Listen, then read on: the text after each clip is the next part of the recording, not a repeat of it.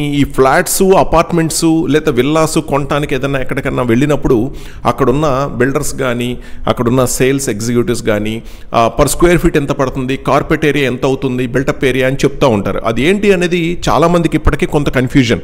So దాన్ని ఈ video చివరి వరకు చూసినట్లయితే మీకు క్లారిటీ వస్తుంది.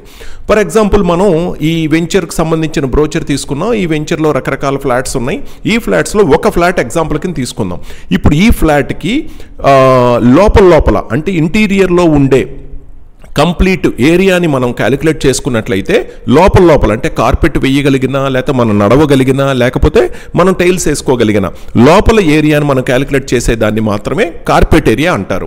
సో ఫర్ ఎగ్జాంపుల్ ఈ ఎగ్జాంపుల్కి ఈ ఫ్లాట్కి సంబంధించి ఈ 3 BHK ఫ్లాట్ 1100 SFT అనుకుందాం, అంటే 1100 చదరపు అడుగులు స్క్వేర్ ఫీట్ అనుకుందాం. తర్వాత నెక్స్ట్ వచ్చేది బిల్టప్ ఏరియా. సో ఫ్రెండ్స్, మరి ఈ వీడియో గురించి కానీ ఈ మెటీరియల్ గురించి కానీ పూర్తి ఇన్ఫర్మేషన్ కావాలనుకుంటే కనుక కింద డిస్క్రిప్షన్ లో ఉన్న లింక్ ని క్లిక్ చేయండి.